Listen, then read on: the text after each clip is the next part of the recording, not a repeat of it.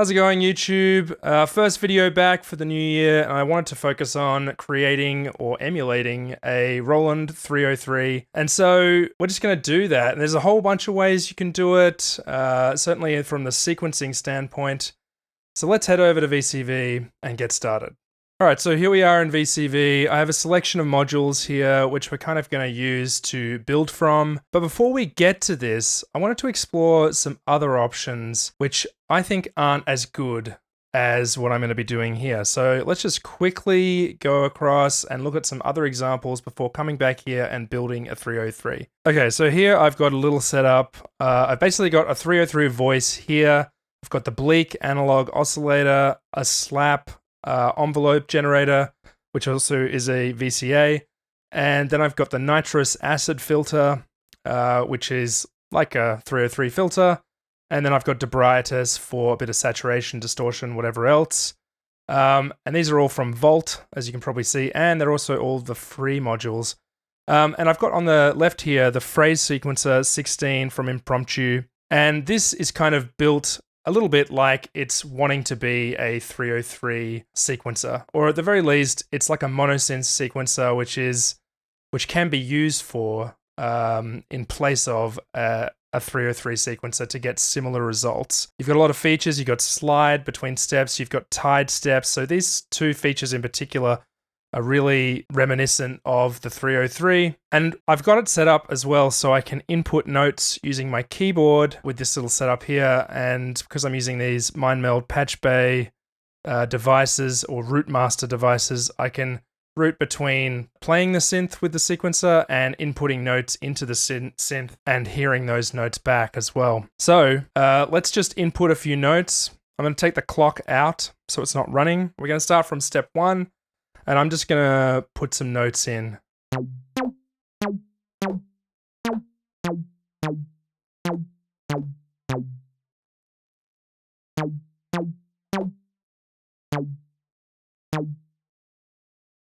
All right, now let's put the clock back in and see what we end up with. We have to just switch this back as well. Now, at the moment,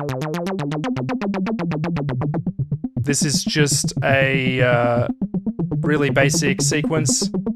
None of the notes are tied together. Everything is running just straight from the clock. And in order to make this sequence more interesting, we kind of have to mess around with a lot of these settings, like the tied step and the slide. Let's make a bunch of these steps slides, just for example. Just randomly selecting some. Let's also maybe tie some of these together, just randomly, so we get a little bit more variation in the sequence. And let's bring this slide up a bit, and let's bring the filter up.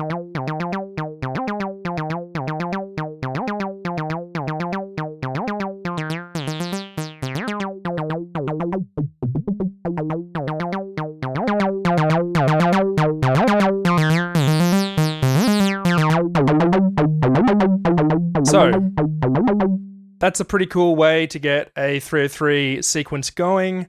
I've got to say, I do find it a bit fiddly though.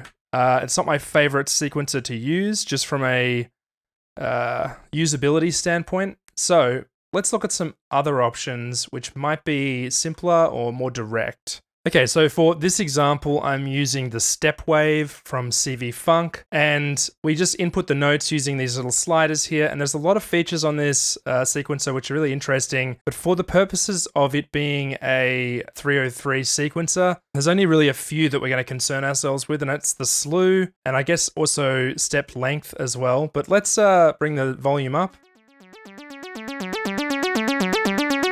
Got a little bit of delay on it as well. Might be able to hear that, and some reverb.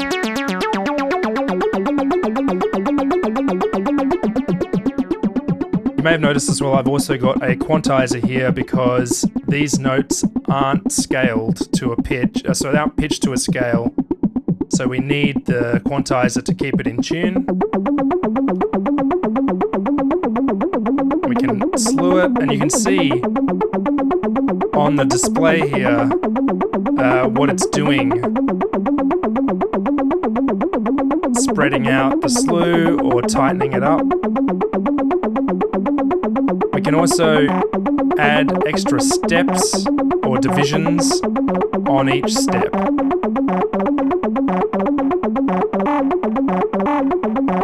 Which I feel like is only really useful if you are working at a lower clock.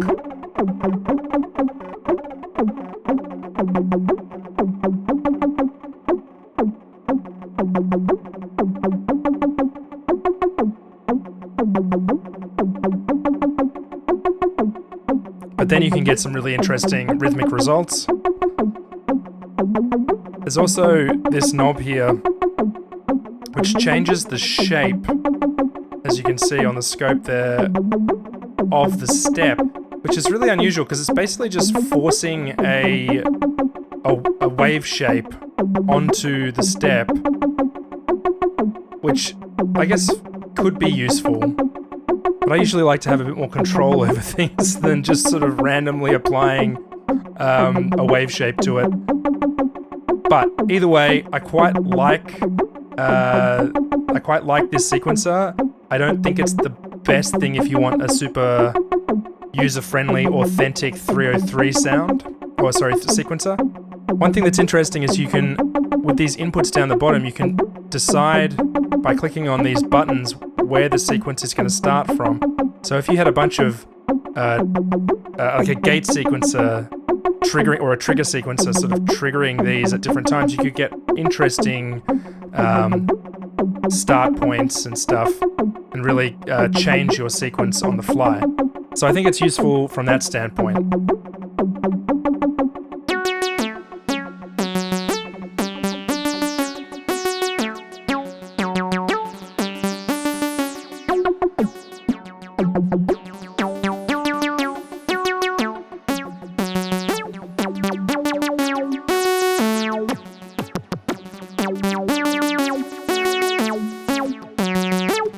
Alright, let's move on to the next example.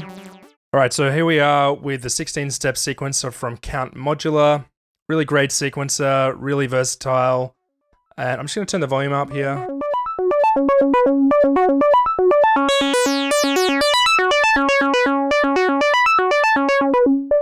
And I've got it set just to the neutral setting on this switch here, which basically means that even though I don't have a trigger on this step, for example, or this step down here, the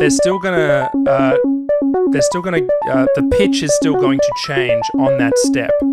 But if we flick this switch down to trig, it will only play the ones we have a trigger on, which that's going to help us for making 303 style sequences.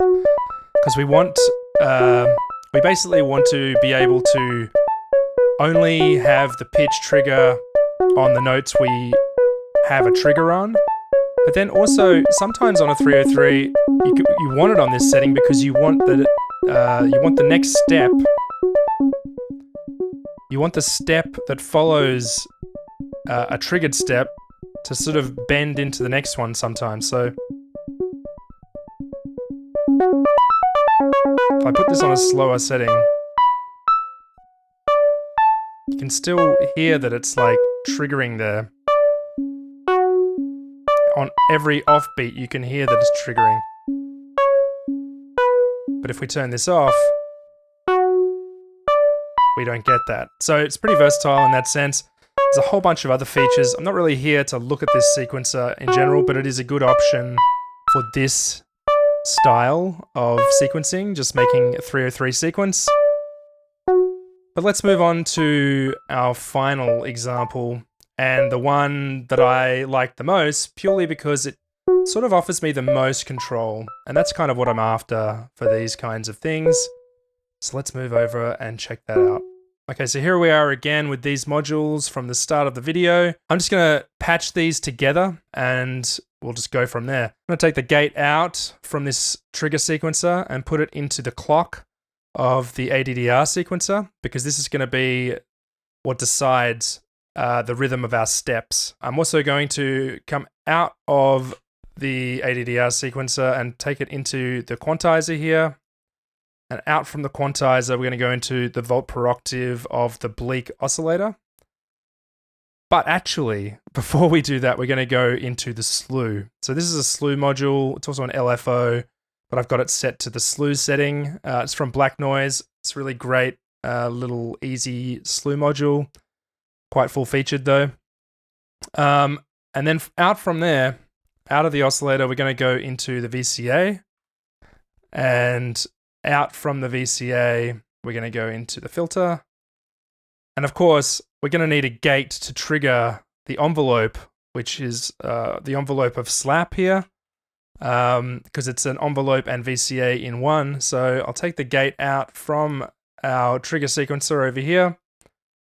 And then we're going to take an output of the envelope and put it into CV1 on the nitrous acid filter so that we can have this envelope also be modulating the filter cutoff. And then we're going to go out of the nitrous acid filter into debriatus and out of debriatus into the simple VCA from Bog Audio. And then I'm going to bring down this audio input and this clock module. And let's just bring a clock in here and connect the reset to port 4, which is our reset of our clock. If you don't know, I use these modules a lot from Venom. They're just patch bays, basically. So if I zoom out, just for context, I have my clock up the top here going into a clock in patch bay. I've also got the audio inputs of my mixer being fed by these patch bays. And so everything is feeding into my mixer up the top. All right, so we're all set up and good to go. So let's put in a few steps.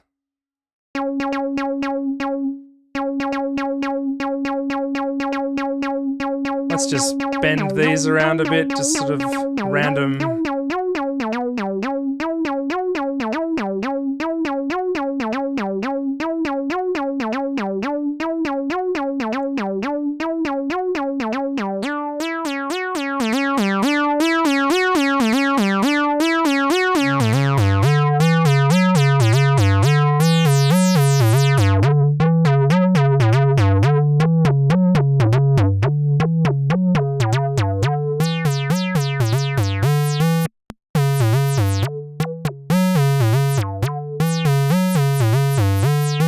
And there you have it, you've basically got a 303. So let's move over to one that I prepared earlier, and let's have a listen to that. Okay, up the top here, I've got a little drum machine which I set up. This is to give us a beat, so let's listen to that. Really booming, tough beat, using Trummer 2, some proc modules. That's about it, it's only a 3-voice drum kit. And let's go down here and listen to our final 303. And I'll explain why I prefer this method over the other sequences.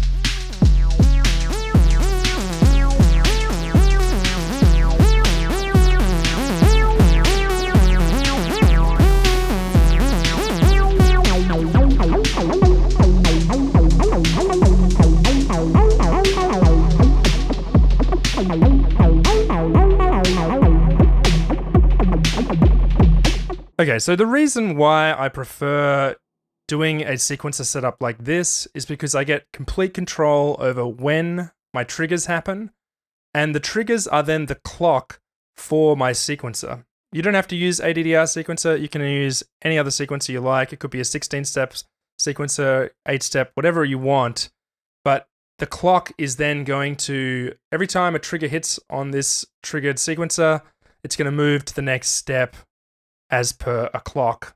And I just think it's a lot less fiddly, it's a lot more straightforward.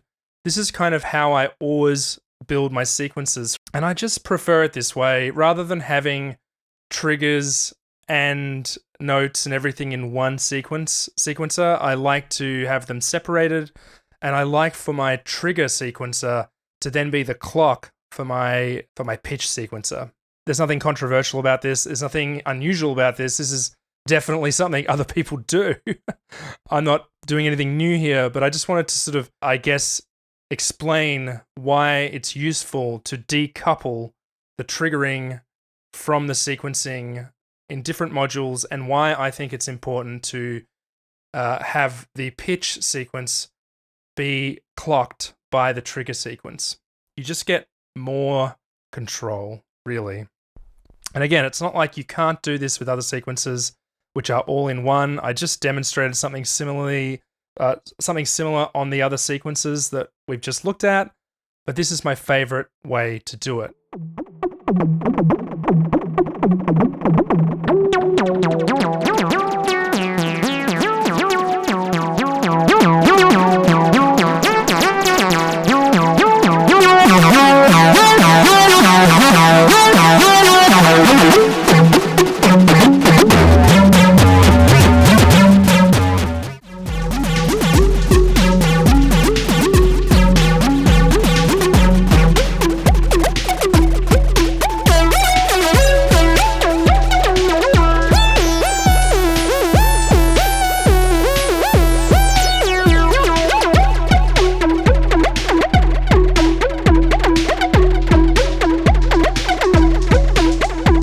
Alright, so that's it. Just a quick look at building 303s in VCV and a few different sequences that can be useful for that.